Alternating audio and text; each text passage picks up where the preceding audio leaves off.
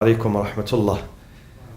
The best thing I liked about the presentation is the ice cream you were putting. You reminded me because I haven't eaten ice cream for 1 month now. Tonight, inshallah, once I get home. Bismillah ar-Rahman ar-Rahim. Alhamdulillahi Rabbil Alameen. Wassalatu wassalamu ala Sayyidina wa Nabiyyina wa Habibi qulubina Abil Qasim al-Moustafa Muhammad. وعلى أهل بيته الطيبين الطاهرين المعصومين وأصحابه المنتجبين ومن تبعهم بإحسان وإيمان إلى يوم الدين. قال تعالى في كتابه الكريم: أعوذ بالله من الشيطان الرجيم. بسم الله الرحمن الرحيم. من أجل ذلك كتبنا على بني إسرائيل أنه من قتل نفسا بغير نفس أو فساد في الأرض فكأنما قتل الناس جميعا ومن أحياها فكأنما أحيا الناس جميعا. صدق الله العلي العظيم.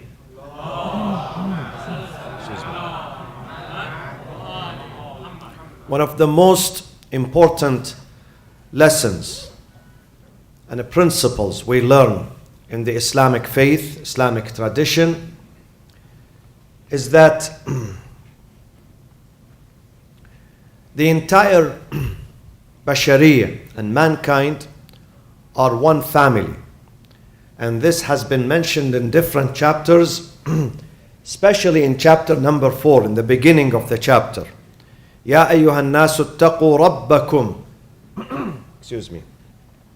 Ya ayyuhan nasu attaqu rabbakum alladhi khalaqakum min nafsin wahidatin wa khalaqa minha zawjah.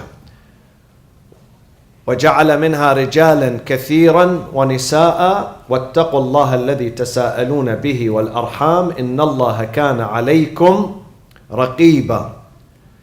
It says, fear the Lord, have reverence to the Lord who created you from one family. In fact, from one individual, from Adam and Eve. This is our beginning. This is what we learn.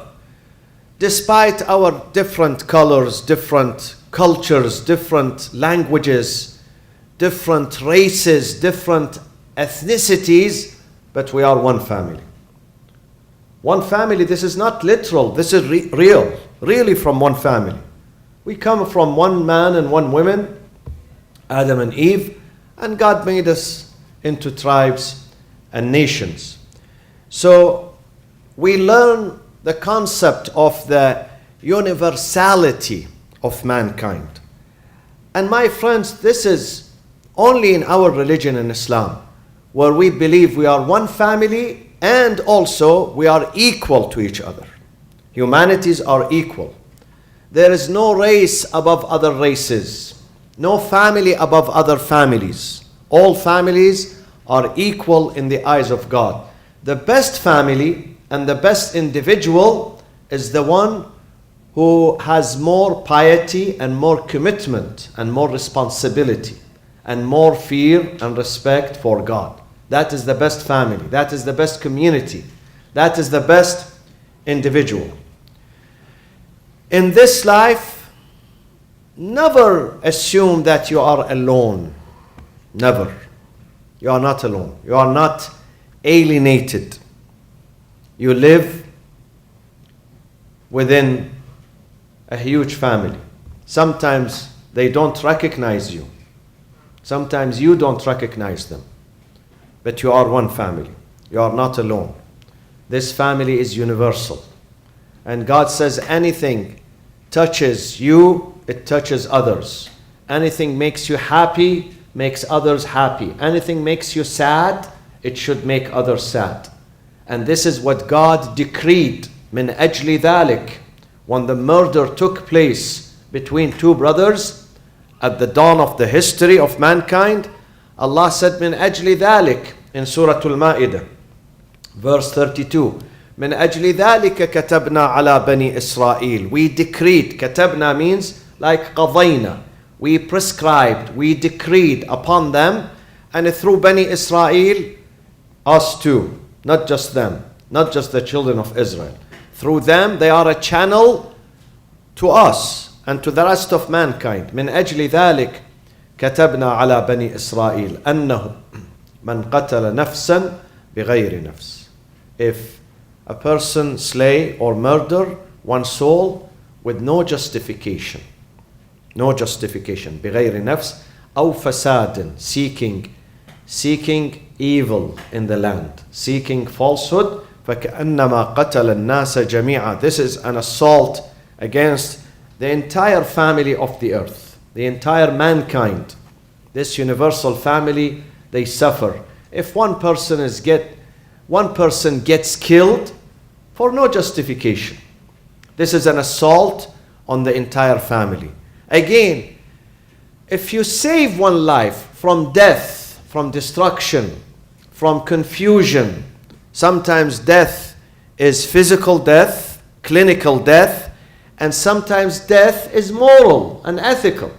People who don't follow values, good values, human values, they are not alive, even if they jump up and down, even if they are rich, even if they are famous, even if they are powerful, even if they have a lot of money, they are dead. What makes us human are the values. Human values. Human values give value to us.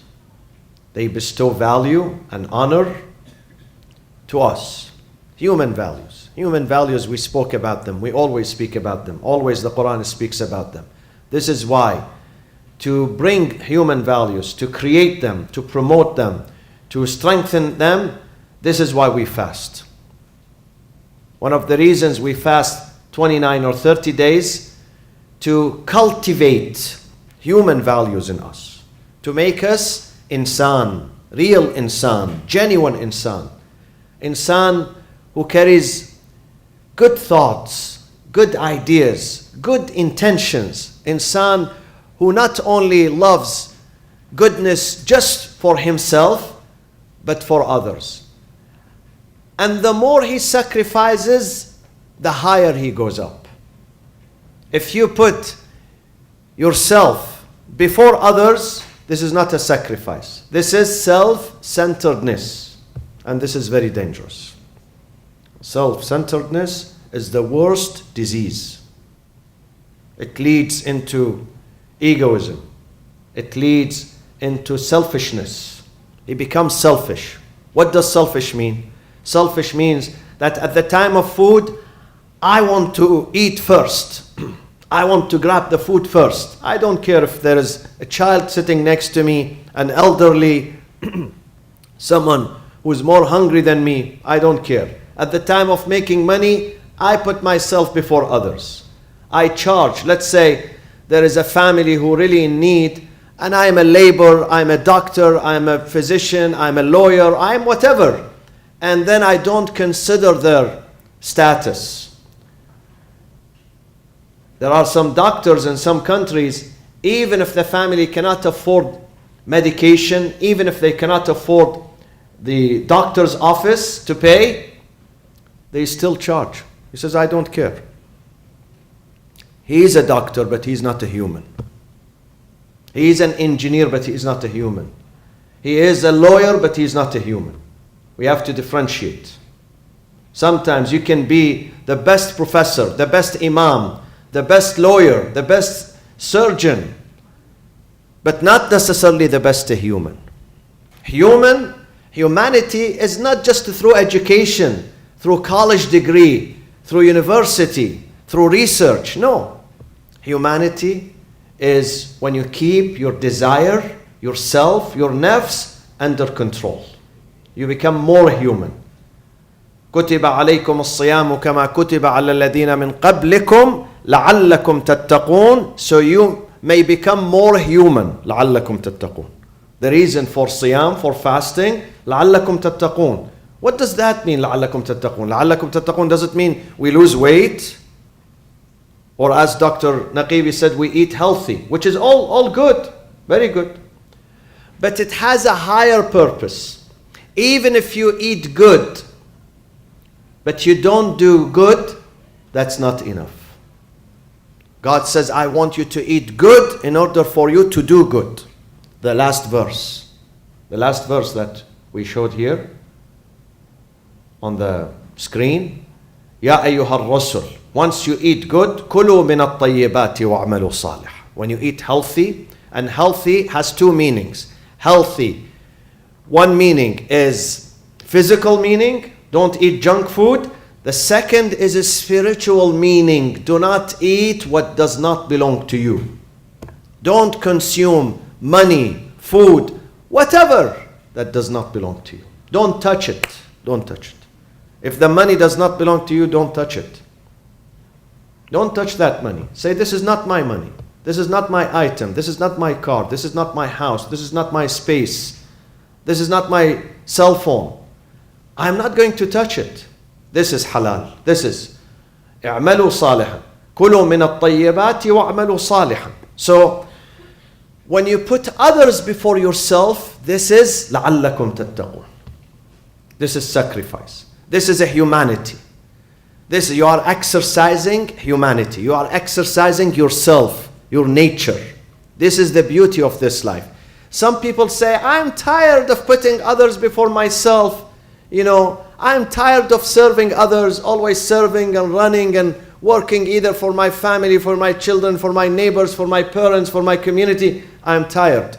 Don't get tired, because this is the essence of life, and you're going to enjoy this. Believe me, when you serve others, internally, maybe your body gets tired and exhausted. Yes, true. But your soul gets happy. You are feeding your soul. You are entertaining your soul, your nafs, when you serve others. This is why the virtuous men and women who serve others, they say, I don't get tired. I enjoy. I go home, at least I have fulfilled something. I'm not like animal. I'm not created just to serve myself. No, this is not my reason why I am here. This is not the purpose why I am here. We, the humans, we are full of energy, full of potential. And I have said this many times. We can build human societies, communities, countries, we can save them. Not families, countries and nations. We can save them if we have the will. We are full of energy. But we have to cultivate that. The reason why we pray, the reason why we read dua and reflect on these sentences of the dua, the reason why we read Quran and we reflect on it, to put others before ourselves. To believe day after day that we are one family. Yes, sometimes people don't speak my language. They don't even worship the way I worship. They don't carry the same doctrines, but they are humans. They are humans. And my job is not to put them down. My job is to hold their hands and lift them up, to encourage them. من أجل ذلك كتبنا على بني إسرائيل أنه من قتل نفسا بغير نفس أو فساد في الأرض فكأنما قتل الناس جميعا ومن أحياها فكأنما أحيا الناس جميعا. We have two types of interests in this life. One is the interest of the individual, my interests. The second type is the communal interests. Communal interest means the collective interest of the community. The communal interest, the community interest. And always communal interest takes precedence over the individual interests. It comes first. It comes first. Because if we put our own narrow interest first, we're going to clash. Not only are we going to clash with people who are far from us, we're going to clash with those who live with us in the same house. In the same house. I'll give you an example. If the husband and the wife, they put their own interest, their own individual, personal interests first before the family interest, they are not going to get along. Not even for one day. Why? Because the husband says, this is my interest, this is my welfare, this is my benefit, this is my joy. And I have to pursue this. I don't care about what you think. I don't care about you. I don't care about my family, my children. I don't care. And she would say the same. In that case, there is no family. They cannot live together, let alone with others. So if people cannot live with their spouses, definitely they would not be able to live with others. And life is going to be like animal kingdom. Even worse than animal kingdom. Islam says put the communal interest before your interest. Your interest is very narrow. When you put your interest first, you become selfish. You teach yourself to be selfish.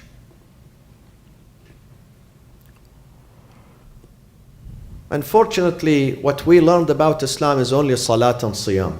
We never learned the adab in Islam, believe me. And I see this, I see it in Muslim society. I see it. When people are hungry and they run to the food, and we have sometimes a stampede, this means that Islam is absent. Islam is absent.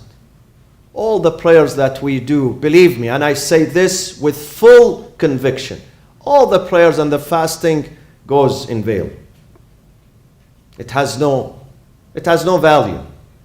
It did not reflect on us. The day the salat and the siyam and the Quran and the supplication and the meditation reflects on me, the day I can control my desire. At the time of need, when I am hungry, but I say there are others before me. When I am needy, I need the money, but sometimes I have to share it too.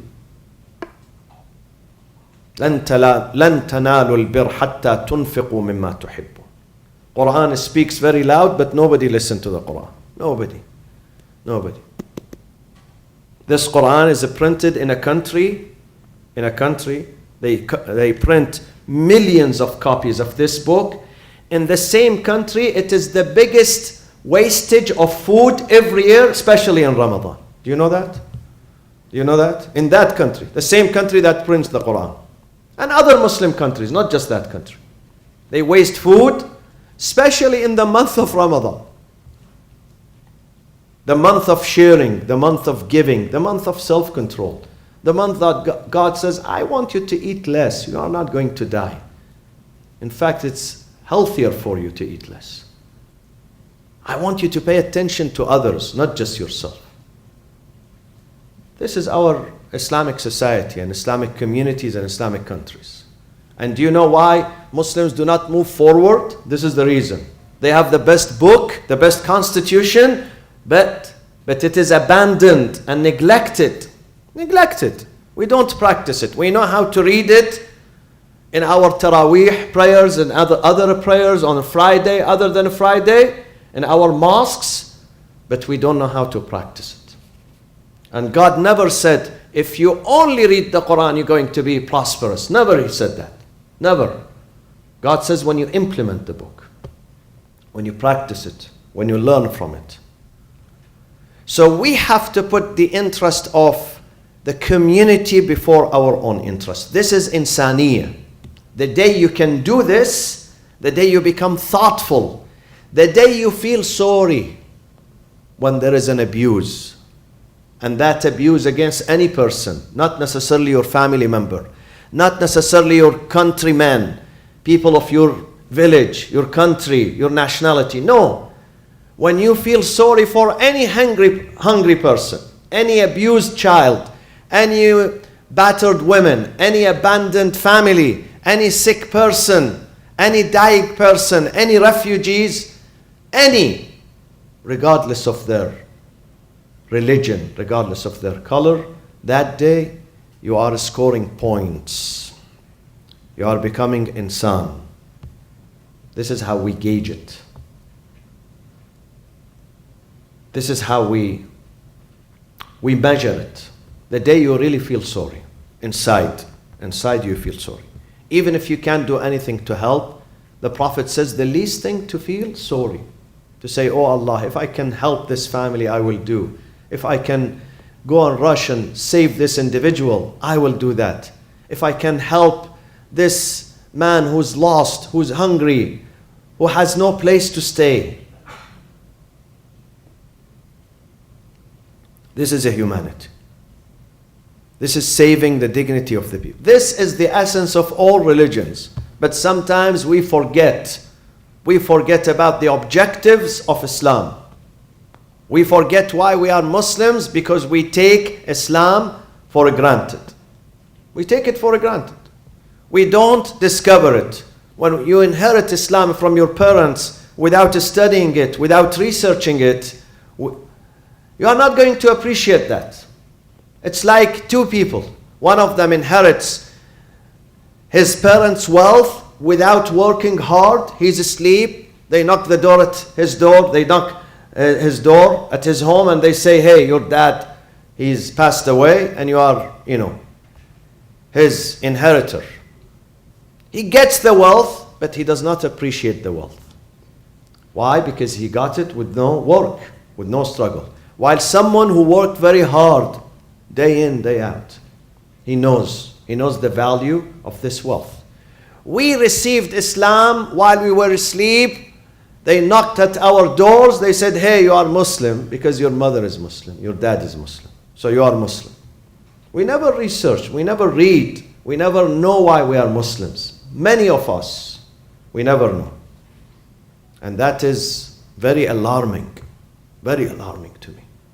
We need to teach our children in America, in this society, why they are Muslims and what are the true principles of Islam, true lessons of Islam. I said this yesterday when the sheriff was here. I said, it's not, a big deal how much prayers you perform and how many days you fast. This is not a big deal. The big deal is how good relationships you have with others. Your relationship with others defines who you are, defines the level of religiosity that you have, whether you are really religious or not. The way you deal with others. If you deal with kindness and goodness, وَقُولُوا لِلنَّاسِ حُسْنًا, if you do ma'roof, wholesomeness, you are truly religious. But if you pray 50 times a day, but people cannot tolerate you, people cannot talk to you, people even cannot greet you, then what's the point? What's the point of these prayers? It's waste of time. كم من صائم ليس له من صيامه كم من قائم ليس له من قيامه إلا السهر والتعب وكم من صائم ليس له من صيامه إلا الجوع والعطش. How oftentimes people pray, they get no credit for their prayers. How oftentimes people fast, they get nothing but hunger and thirst. No credit. No credit because they don't build themselves. اللهم اغفر للمؤمنين والمؤمنات والمسلمين والمسلمات الأحياء منهم والأموات تابع اللهم بيننا وبينهم بالخيرات إنك مجيب الدعوات إنك غافر الخطيئات إنك ماحي السيئات وجاعلها حسنات إنك على كل شيء قدير. My dear brothers and sisters, on Saturday night, inshallah, if the moon is observed in some of the neighboring countries like Mexico or Central America or Peru or Hawaii in the Pacific, then Sunday is going to be Eid. So we did not say Eid is definitely on Sunday. There is a strong possibility. So Saturday night, inshallah, not before sunset. Don't ask me when is the Eid, please. Neither call the masjid. Neither call, because people call Saturday, 2 days before Eid, people start calling. We don't know. Today the lady called me, today, before Maghrib. When is Eid? I don't know when is Eid. Wait, please. Wait until Saturday night. Saturday night, we will send an email to you. This is why email is important. Phones are not working anymore. So try to give your email to Moustafa, brother Moustafa. Give your email to him. So once we send the announcement, you get it and you don't have to call. So if the moon is observed in the neighboring countries, here in Southern California, it is difficult to see it with naked eyes unless you have telescope. But in neighboring countries, it could be seen with naked eyes. So if they see it and we have itmi'nan, we have a trust in their observation, then inshallah Sunday going to be the first day of Eid al-Fitr al-Mubarak. وعجل اللهم في فرج سيدنا ومولانا صاحب العصر والزمان وإلى أرواح المؤمنين والمؤمنات ثواب الفاتحة مع الصلاة على محمد وآل محمد.